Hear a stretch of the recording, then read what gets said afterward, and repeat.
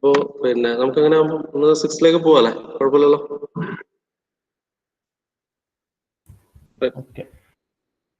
അപ്പൊ പ്രോബ്ലംസ് നോക്കുക.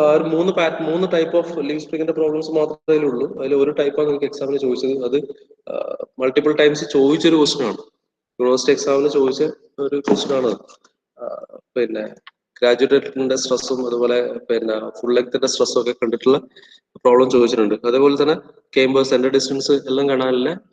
നമ്മൾ നിപ്പിങ് എത്ര നിപ്പ് കൊടുക്കുന്നു എന്നുള്ളതൊക്കെ വെച്ചിട്ടുള്ള പ്രോബ്ലമാണ് തൊട്ടടുത്തുള്ള ഈ 3 കാറ്റഗറി ഓഫ് പ്രോബ്ലംസ് മാത്രമാണ് ഇത്രേ ഉള്ളൂ. ആ 3 കേസസ് മാത്രമേ ലീവ് സ്പ്രിങ്ങിന്റെ കേസിലുള്ളൂ. ഓക്കെ, അപ്പൊ ഡയറക്റ്റ് ഇക്വേഷൻ, ഡയറക്റ്റ് ആയിട്ട് സബ്സ്റ്റിറ്റ്യൂഷൻ കാര്യങ്ങൾ മാത്രമേ ഉള്ളൂ.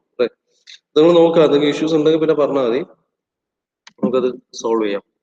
അപ്പൊ നമുക്ക് ലാസ്റ്റ് മൊഡ്യൂളിലേക്ക് പോവാം, which is your design of shaft. Okay, we'll start with design of shaft. Meanwhile ബാക്കിയുള്ളവരോട് പെട്ടെന്ന് ജോയിൻ ചെയ്യാൻ പറയാം. 28 പേരല്ല.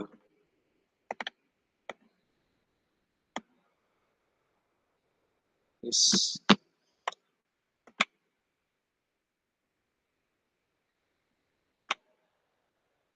Okay, so we'll start with your 6th module.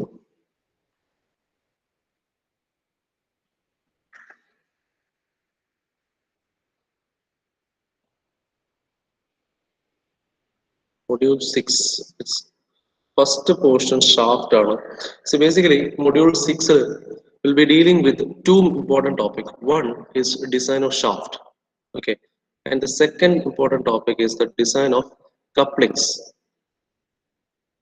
Okay, shaft couplings, right? രണ്ടും സിമ്പിൾ ആണ്, രണ്ട് ടോപ്പിക്കും സിമ്പിൾ ആണ്. കമ്മിങ് ടു കപ്ലിംഗ് ഡയറക്റ്റ് ആണ്. കപ്ലിങ്ങും നമ്മളെ പിന്നെ എന്താണ് നമ്മള് തൊട്ട് മുമ്പത്തെ മൊഡ്യൂളിൽ വരുന്നത് ജോയിന്റ്സിന്റെയും അതൊക്കെ ഏതാണ്ട് ഒരേ കാറ്റഗറിയിൽ വരുന്ന പ്രോബ്ലംസ് ആണ്. കാരണം എല്ലാം റിലേഷൻസ് ആണ്. നമ്മളിപ്പോ നിങ്ങൾ മെഷീൻ ഡ്രോയിങ്ങിൽ വരയ്ക്കുന്ന സമയത്ത്, മെഷീൻ ഡ്രോയിങ്ങിൽ ഇതേപോലെ നക്കിൾ ജോയിന്റും കാര്യങ്ങളൊക്കെ വരയ്ക്കുന്ന സമയത്ത് മനസ്സിലുണ്ടാവും, എല്ലാം വിത്ത് റെസ്പെക്ട് ഒരു ഡയമീറ്റർ ഡി എല്ലാം റിലേറ്റഡ് ആയിട്ടാണ് ബാക്കി എല്ലാ ഡയമെൻഷൻസും ഉള്ളത്. ഓക്കെ, അപ്പോ ഈ ജോയിന്റ്സും അതുപോലെ കപ്ലിംഗ് ഒക്കെ ഒരു സെയിം കാറ്റഗറി ഓഫ് പ്രോബ്ലംസ് ആണ്. അപ്പൊ അവരെ ഓർഡറിൽ തന്നെ അതങ്ങ് തീർന്നു പോകുന്ന കാര്യങ്ങളാണ് അല്ലെ.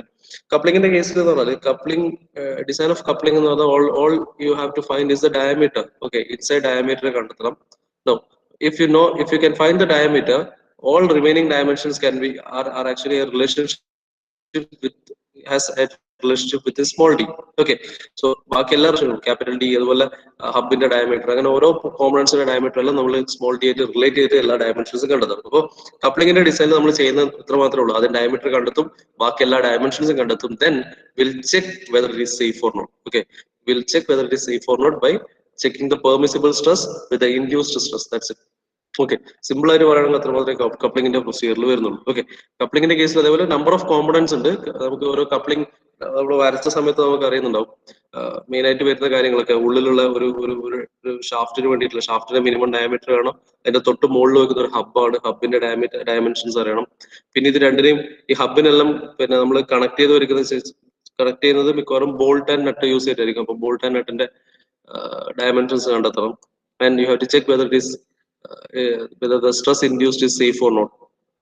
Okay, now sometimes in some of the couplings you will find key. Okay, now key design you have to find the dimensions of the key and then check whether the key is safe or not. That's it. Okay, basic case ആണ്, വളരെ simple case ആണ് കപ്ലിംഗിന്റെ case. But it is a sure question. അതിൽ നമ്മൾ flexible കപ്ലിംഗും അതുപോലെ flange കപ്ലിംഗും രണ്ട് കേസും design procedure നോക്കും. രണ്ടും വളരെ ഡയറക്റ്റ് ആണ്, സിമ്പിൾ ആണ്. Right, now so first of all we will be dealing with the shaft. Okay, basic shaft design ചെയ്തു കഴിഞ്ഞതിന് ശേഷം മാത്രം നമ്മൾ കപ്ലിംഗ് ഡിസൈനിലേക്ക് വരുള്ളൂ. So shaft design you can design a shaft based on different methods. Okay, depending upon the conditions shaft is subjected to. Right, now നമ്മളൊരു basic design procedure mechanics of solids തന്നെ shaft design ചെയ്തിട്ടുണ്ട്, ഓർമ്മയുണ്ടോ? Design of shaft mechanics of solids ഏതായിരുന്നു chapter? ഏതായിരുന്നു? Exactly അല്ലെ. അത് വെച്ച് നമ്മൾ രണ്ട് ഡിഫറെന്റ് മെത്തേഡിൽ ചെയ്തിരുന്നു. ടോർഷൻ എന്ന് പറഞ്ഞ ഒരു കേസിൽ അത് തന്നെയാണ് നമ്മൾ ഇവിടെ റിപ്പീറ്റ് ചെയ്യാൻ പോകുന്നത്. ഇവിടുത്തെ ഫസ്റ്റ് കേസ് എന്ന് പറയുന്നത് അത് തന്നെയാണ്. ഏറ്റവും സിമ്പിൾ കേസാണത്. അതിനുശേഷം നമ്മൾ അടുത്ത കോംപ്ലക്സിറ്റിയിലേക്ക് പോവുകയും. ഓക്കെ, നമുക്ക് ഇന്ന് അതിന്റെ ഒരു ബേസിക് കേസ് ഒന്ന് ക്ലിയർ ചെയ്ത് നോക്കാം, ഒന്ന് പൊടി തട്ടി നോക്കാം, അതിനുശേഷം അടുത്തതിലേക്ക് പോകും. Okay, so here shaft can be designed based on this one, if it is subjected to torsion. Okay, so you can design based on the strength and rigidity method, right? You see that, right?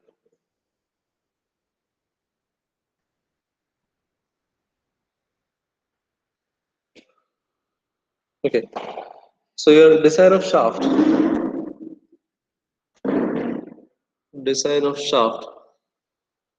can be done in two ways. One, by the strength method, പഴയ കാര്യങ്ങളാണ് strength method, and the second one is based on the rigidity or stiffness method. Rigidity or stiffness condition. Okay, so we have this equation with the standard equation for torque or the torque equation. So this is given by T by J is equal to tau by R is equal to G theta by L. Okay, now if you are selecting these two conditions, that is your T by J is equal to tau by R, then this is called your strength condition. Okay, if you're deciding based on these two equations, then it is your strength condition. And if you're using T by J is equal to G theta by L, then this is your rigidity condition or stiffness condition.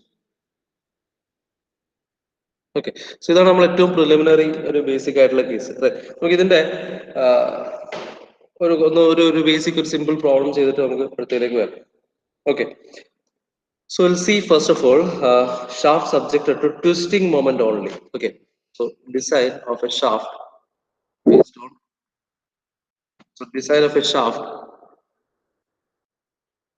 design of shaft subjected to twisting only. Okay, നമുക്ക് direct ഒരു പ്രോബ്ലത്തിലൂടെ കാര്യങ്ങൾ പറയാം. So take down the problem. A line shaft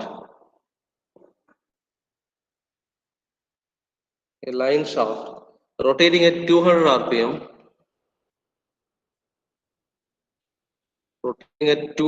rpm, is to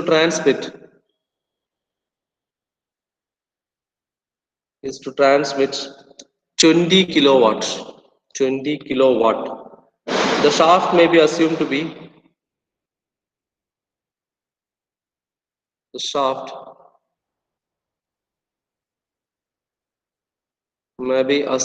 to be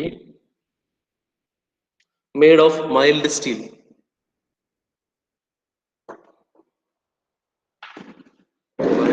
MS with an allowable shear stress of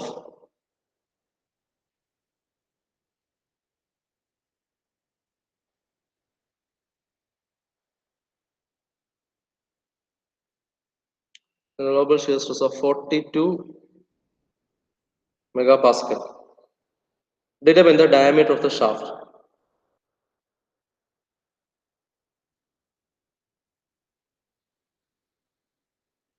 Determine the diameter of shaft neglecting the bending moments.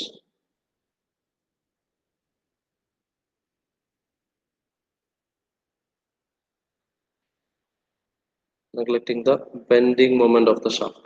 ചെയ്തു നോക്കേ, നമ്മുടെ basic കാര്യമാണ്, നമ്മൾ ഏറ്റവും fundamental equation base ചെയ്തിട്ട് ചെയ്യേണ്ട ഒരു കാര്യമാണ്. So find the diameter of the shaft. Okay,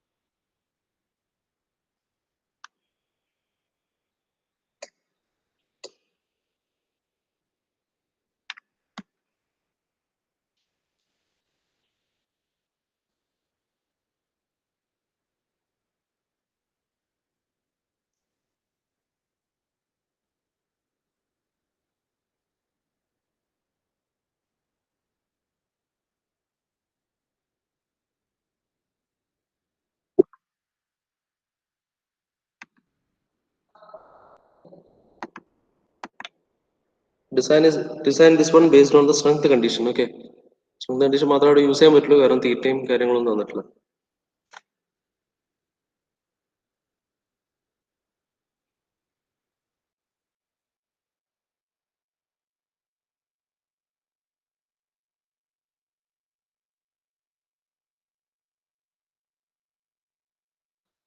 diameter കണ്ടെത്തിയിട്ട് പറയാം.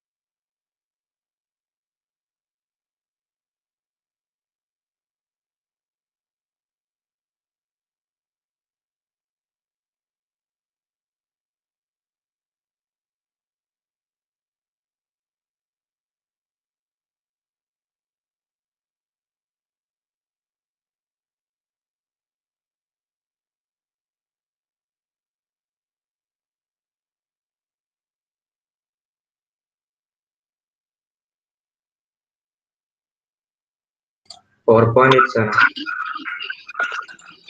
ഒരു സെക്കൻഡ് നോക്കട്ടെ.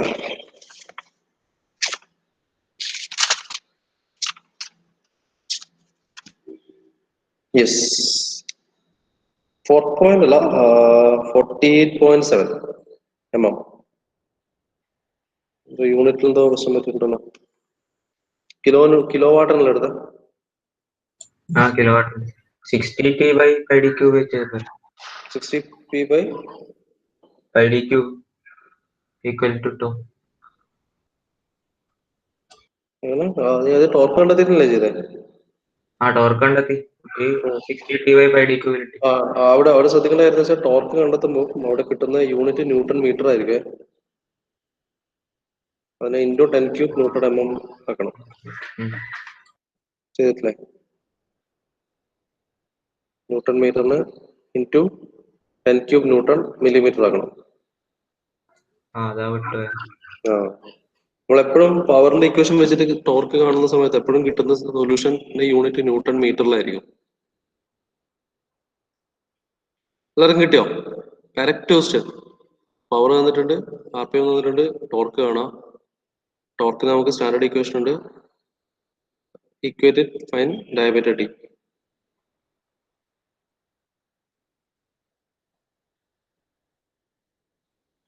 കിട്ടിയോ? അത്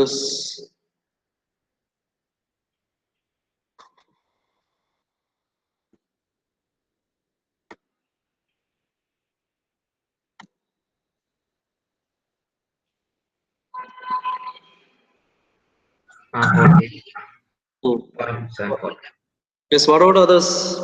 See, നമ്മൾ ഏറ്റവും ഫണ്ടമെന്റൽ ഇതിങ്ങനെ ഏതാണ്, നമ്മളൊരു ബിൽഡിംഗ് സ്റ്റെപ്പ് കയറി പോകുന്ന പോലെയാണ്. നമ്മളിങ്ങനെ കണക്ട് ചെയ്ത് പോവുക.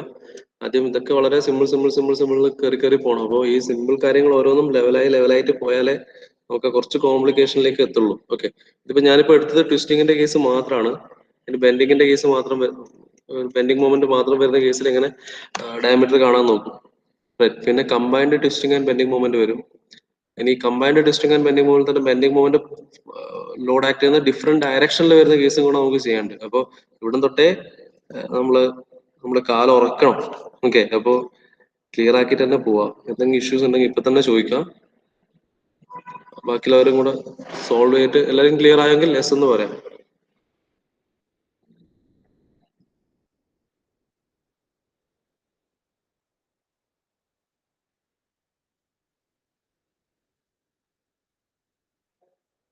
ഓക്കെ, പെട്ടെന്ന് തന്നെ സൊല്യൂഷൻ ചെയ്യാം. Okay, so here the question is to design a shaft അല്ലെ. സോ നമ്മളിവിടെ ചെയ്യുന്നതും ഷാഫ്റ്റിന്റെ കേസിൽ ഒരു ഷാഫ്റ്റ് ഡിസൈൻ എന്ന് പറഞ്ഞാൽ all you have to do is to find is the diameter of the shaft അല്ലെ. So ultimately diameter ആണ് ഇവിടെ ഏറ്റവും important parameter. Correct.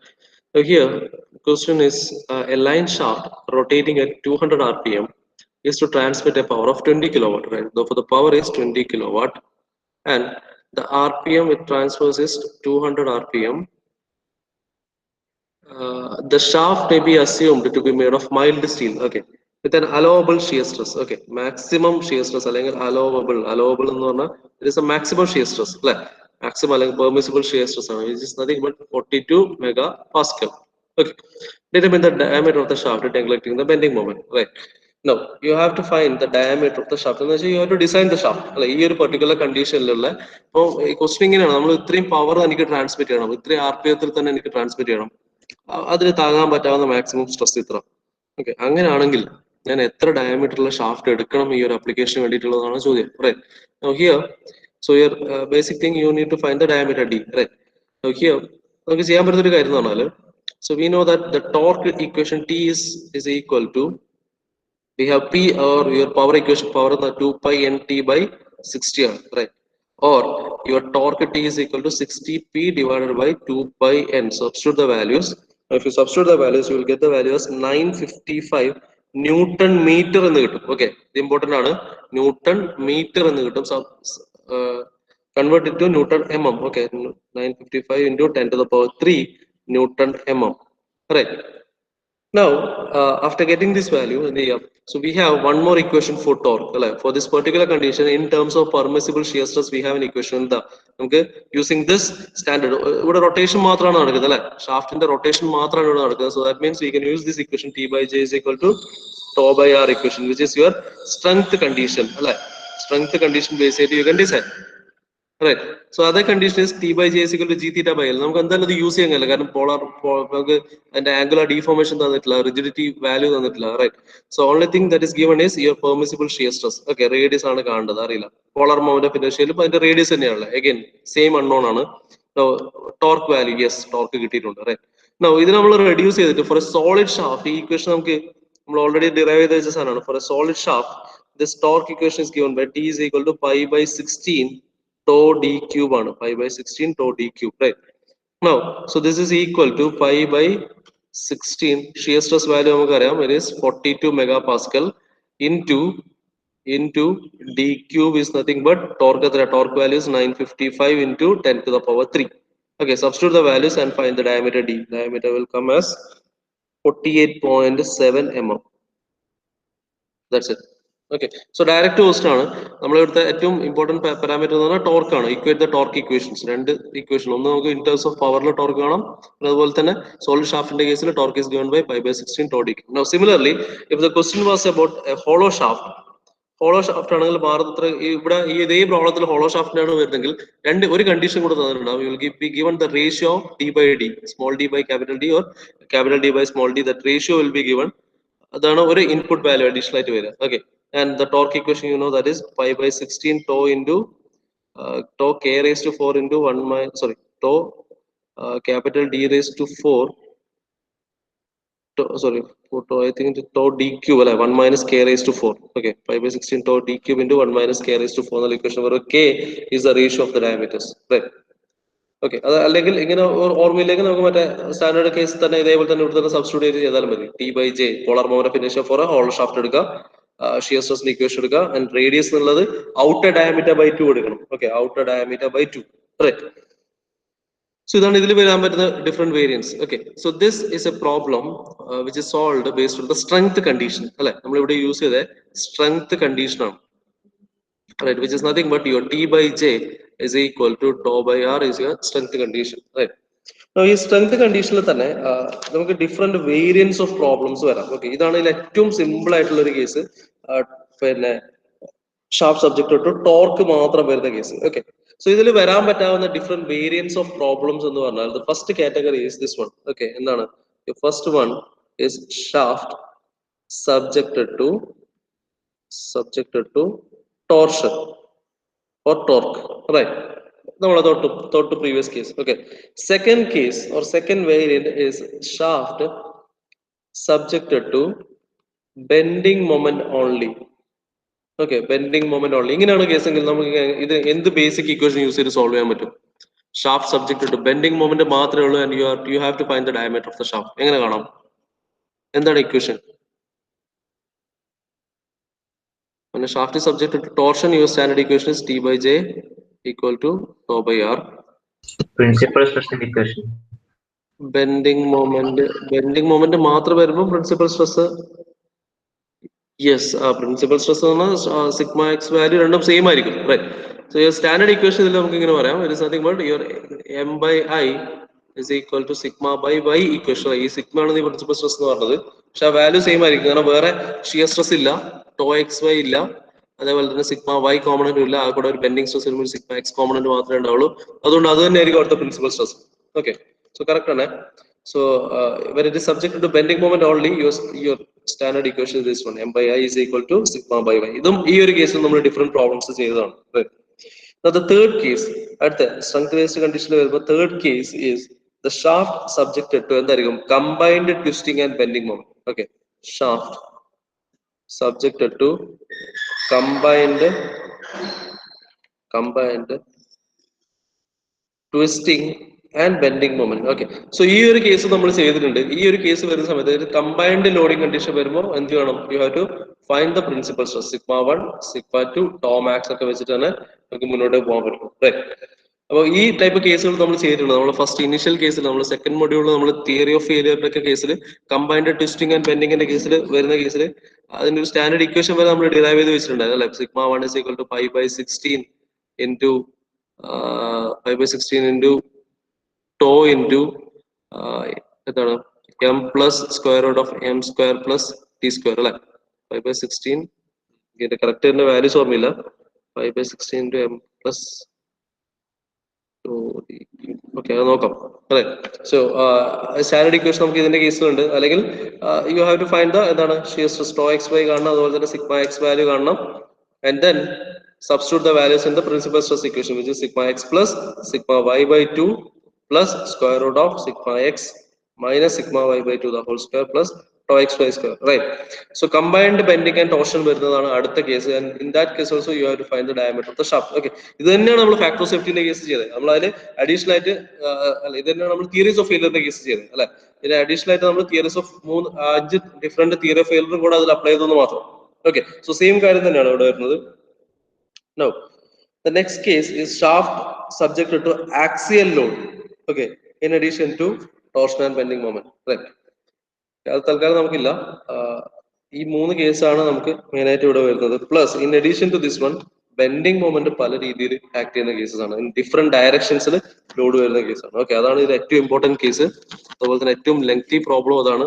ഒരു സിംഗിൾ 16 മാർക്ക് വരെ വരാൻ ചാൻസ് ഉള്ള പ്രോബ്ലം, ഈവൻ 20 മാർക്സ് വരെ ചോദിക്കാൻ പറ്റുന്ന ടൈപ്പ് പ്രോബ്ലംസ് ആണ് ആ ഒരു കാറ്റഗറിയിൽ വരുന്നത്. നമുക്ക് സെക്കൻഡ് കാറ്റഗറി കൂടെ ഒന്ന് ബ്രഷ് അപ്പ് ചെയ്യാം. So shaft subjected to bending moment only. Okay, shaft subjected to bending moment only. Okay, ഒരു പ്രോബ്ലത്തിലൂടെ അത് ക്ലിയർ ചെയ്യാം. So take down the problem. A pair of wheels, നല്ല ക്വസ്റ്റ്യൻ ആണ്. A pair of wheels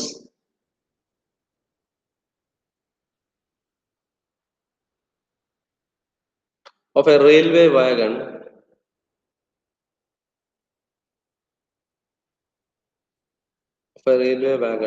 carries a load of 50 kilonewton.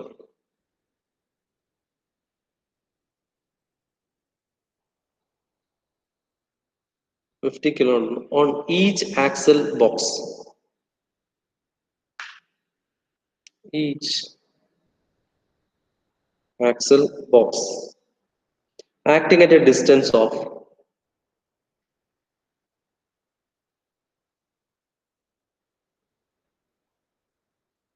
acting at a distance of 100 mm outside the wheelbase.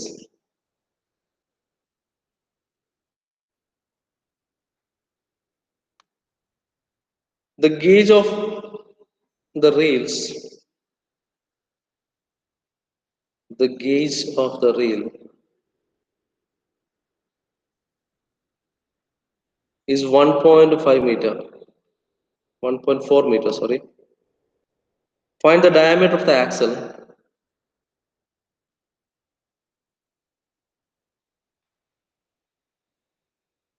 Find the diameter of the axle between the wheels.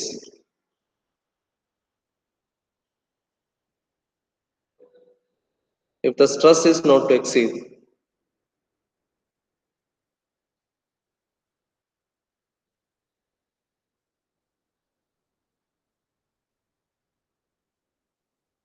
not to exceed 100 megapascal. The stress is not to exceed 100 megapascal. Note here.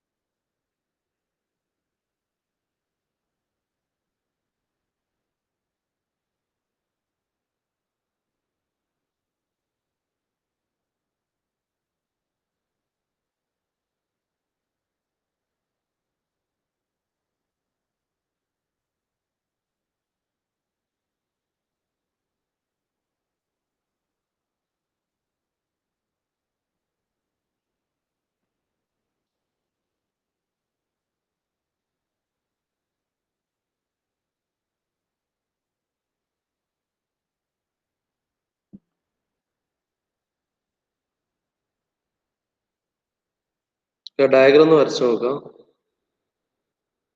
Question correct ആയിട്ട് വായിക്കാം. Diagram വരച്ചു നോക്കാം.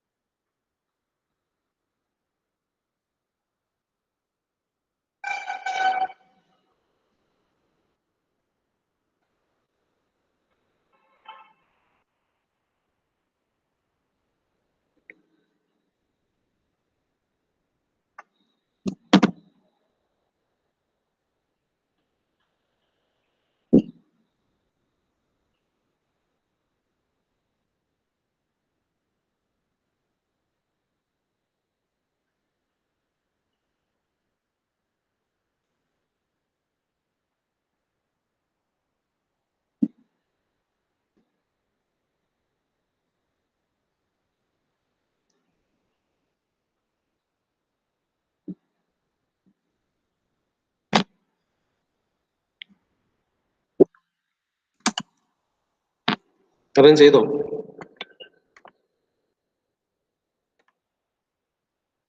Solve ചെയ്ത് കിട്ടിയോ? Diagram വരച്ചോ?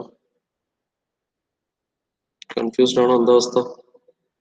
ഇതിന്റെ actual box പറയുന്നത് 100 metre പെറും 2 side 50 kilometre load അല്ലേ ring? ആ അപ്പോ അതെങ്ങനെയാ? വരക്കാം.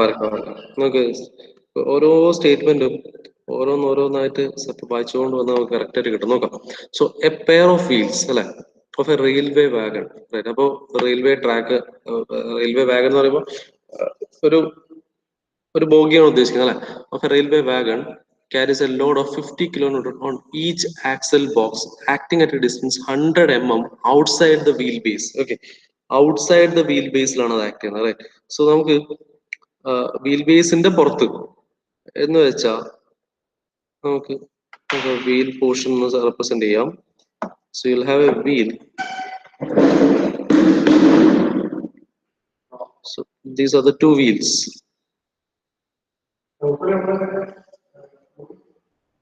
Right. Now As per the question, എന്താ പറയുന്നത്? A load of 50 kilonewton on each axle box acting at a distance 100 mm outside the wheel base. Okay, ഇതാണ് അതിന്റെ വീൽ ബേസ് അല്ലെ, രണ്ട് വീലിന്റെ അതിന്റെ 100 mm ഔട്ട്സൈഡിലാണ് എന്ത് ചെയ്യുന്നത് 50 kilonewton എന്ന് പറഞ്ഞ ലോഡ് ആക്ട് ചെയ്യുന്നത്. അപ്പോൾ your 50 kilonewton is acting somewhere here. Again, രണ്ടാമത്തെ കേസിലും 50 kilonewton is the load and is acting outside the wheelbase എത്ര at a distance 100 mm. Similarly, ഇവിടെ നിർത്താലും at a distance 100 mm. Okay, the gauge of the reel is 1.4 meter in length. അല്ലെ എന്ന് വെച്ചാൽ your center to center distance here it is 1.4 meter അല്ലെങ്കിൽ 1400 mm. Right. Find the diameter of the axle between the wheels if the shear stress is not to exceed. So shear stress of this one, permissible shear stress is 100 megapascal. Should not exceed 100 megapascal. Correct. So ഇത്രയാണ് ഇവിടുത്തെ given data. Right. So ഇവിടുത്തെ clear ആണോ? Diagram clear അല്ലേ? Load 50 kilonewton. Okay, fine. So basically, load 50 kilonewton acting at a distance 100 mm outside the wheelbase. Yes, outside the wheelbase, 50 kilonewton. രണ്ട് സൈഡിലും act ചെയ്യുന്നുണ്ട്. That is represented. Okay, so ഇതാണ് അതിന്റെ basic representation വരിക. Now, how will you find the diameter of the axle? Okay, all you have to find is the diameter of this axle. Correct. Now, ഇവിടെ വേറെ torque ഒന്നും ഇല്ല അല്ലെ, torsion ഇല്ല, it is zero. Right. ഇവിടെ ആ കൂടെ ഉണ്ടാവുന്ന ഒരു കേസ് എന്ന് പറഞ്ഞാൽ വെർട്ടിക്കൽ ആണ് ലോഡ് വരുന്നത്. വെർട്ടിക്കൽ ലോഡ് വരുന്നതുകൊണ്ട് തന്നെ you will experience a bending stress. എവിടെയായിരിക്കും ബെൻഡിങ് സ്ട്രെസ് മാക്സിമം വരിക എന്ന് നോക്കട്ടെ. ഈ ആക്സലില് ത്രൂ ഔട്ട് ദിസ് ആക്സൽ ഒരു എൻഡ് ടു എൻഡ് എടുത്തു കഴിഞ്ഞാൽ ഈ ആക്സലിന്റെ ഏത് പോർഷനിലാണ് മാക്സിമം ബെൻഡിങ് സ്ട്രെസ് വരിക, ആ പോയിന്റിലെ ആ maximum bending stress you have to exceed with you have to equate with 100 megapascal. കാരണം ഇതിന് മാക്സിമം താങ്ങാൻ പറ്റാവുന്ന സ്ട്രെസ് എന്ന് പറഞ്ഞാൽ 100 മെഗാപാസ്കൽ ആണ്. അപ്പൊ എവിടെയായിരിക്കും മാക്സിമം സ്ട്രെസ് വരിക ഒന്ന് ആലോചിച്ച് നോക്കിയേ. എവിടെയായിരിക്കും മാക്സിമം ബെൻഡിങ് സ്ട്രെസ് നിങ്ങൾക്ക് എക്സ്പീരിയൻസ് ചെയ്യാം? So if you are considering this as A simply supported beam അല്ലെ, നമുക്ക് സിംപ്ലി സപ്പോർട്ടഡ് ബീം പോലെ ഇതുള്ള ഇത് രണ്ട് വീലും ഇവിടെ ഒരു സിംപ്ലി സപ്പോർട്ടഡ് ബീം പോലെ ഒരു റിയാക്ഷൻസ് പ്രൊഡ്യൂസ് ചെയ്യും. Load is acting at the ends, ഔട്ട്സൈഡിലാണ് ലോഡ് ആക്ട് ചെയ്യുന്നത്. അങ്ങനെയാണെങ്കിൽ മാക്സിമം എവിടെയാണ്? ഓവർഹാങ് ബീം അല്ലേ? ഓവർഹാങ് ബീം പോലെ ഉള്ള. അപ്പൊ എവിടെയായിരിക്കും എക്സ്പീരിയൻസ് ചെയ്യാം മാക്സിമം സ്ട്രെസ്? വീലിന്റെ സ്റ്റാർട്ടിംഗ് അല്ലേ? എക്സാക്ട്ലി അല്ലെ, വീലിന്റെ സ്റ്റാർട്ടിങ്ങിലാണ് മാക്സിമം സ്ട്രെസ് വരിക, അല്ലെങ്കിൽ ഈ ഒരു പോയിന്റ് രണ്ട് കേസ് നോക്കിയില്ല. കാരണം ഇത് ഒന്നുകിൽ ഓവർ ഹാങ്ങിങ് ബീമിന്റെ കൺസെപ്റ്റിൽ കാണാം, അല്ലെങ്കിൽ ഇതിനൊരു സിമ്പിൾ കാന്റിലിവർ ബീമായിട്ട് കണ്ടാൽ മതി. കാരണം ഇവിടെ ഈ ലോഡ് കൊണ്ട് ഈ ഒരു പോർഷനിലാണ് മാക്സിമം സ്ട്രെസ് വരിക, എക്സ്പീരിയൻസ് ചെയ്യുക. എവിടെയായിരിക്കും? ആ ജോയിന്റ് പോയിന്റിലായിരിക്കും മാക്സിമം സ്ട്രെസ് എക്സ്പീരിയൻസ് ചെയ്യുക. റൈറ്റ്. നൗ അപ്പൊ ഇനി ഇത്രയും മനസ്സിലായി കഴിഞ്ഞാൽ പിന്നെ ബാക്കി ചെയ്യാന്ന് വളരെ എളുപ്പമുള്ള കാര്യമാണ്. നമുക്ക് എന്താ കാണണ്ടേ? ഡയമീറ്റർ ഓഫ് ദ ഷാഫ്റ്റ് കാണണം അല്ലെ. ഇവിടെ ബെൻഡിങ് മൊമെന്റ് മാത്രമേ എക്സ്പീരിയൻസ് ചെയ്യുന്നുള്ളൂ. സോ your stress value നമുക്കറിയാം, you're using this equation, the m by I is equal to sigma by y എന്നുള്ള സ്റ്റാൻഡേർഡ് ഇക്വേഷൻ യൂസ് ചെയ്യാൻ you will get the equation for stress. Right. Now ഇവിടെ all you have to find is the എന്താണ് diameter. Right. ഡയമീറ്ററിന്റെ ഫോമിലേക്ക് മാറ്റാം. നമുക്ക് നോക്കാം ഇവിടെ എന്തൊക്കെ വരാം. യുവർ ബെൻഡിങ് മൊമെന്റ് അറിയില്ല, അത് എം എൻ ആയിട്ട് ഇരിക്കട്ടെ. M divided by moment of inertia is pi by 64 d raised to 4 is equal to your stress value, your permissible stress sigma permissible stress is 100 megapascal divided by y value. Y എന്തായിരിക്കും? It is nothing but your d by 2. Right. So ഇത് reduce ചെയ്ത് കഴിഞ്ഞാൽ നമുക്ക് ഇങ്ങനെ കിട്ടും.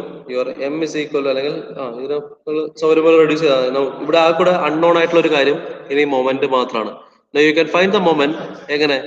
The moment acting at that point is nothing but 50 into if you are considering this as a cantilever extension, അങ്ങനെയാണെങ്കിൽ എന്തായിരിക്കും? 50 into 100 will give you the moment acting at this point.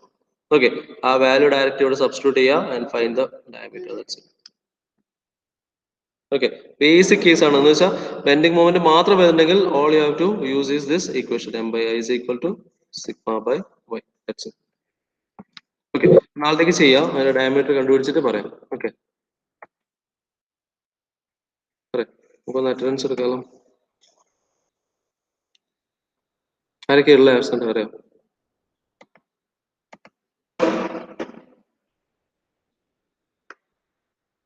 മൂന്ന് പേരുണ്ടാവണല്ലോ.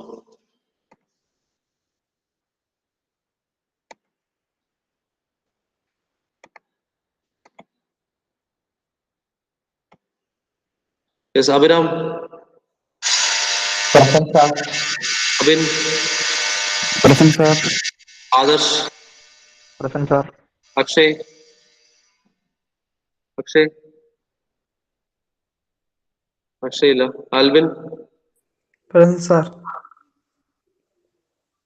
Amal KP. Present, sir.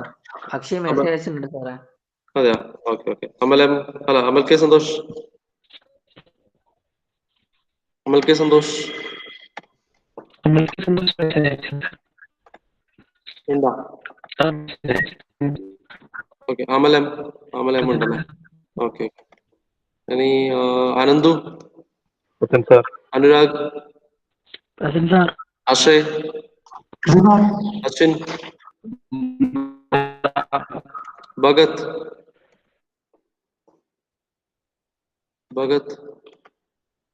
Okay. Dijin. Present, sir. ഫസുദ്ദീൻ. Present, sir. Jijo. Present, sir. Jithin.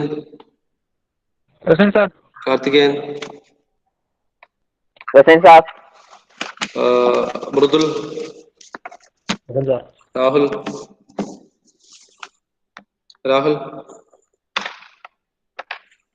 ഇല്ല. Sourav. Present, sir.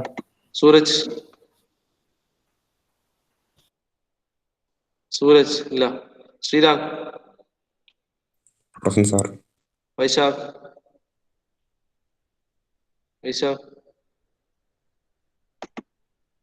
Vaishakh ഇല്ല. Vaishnav C K. Present, sir. Vaishnav P K ഇപ്പൊ left ആയിട്ടുണ്ടല്ലേ? Okay.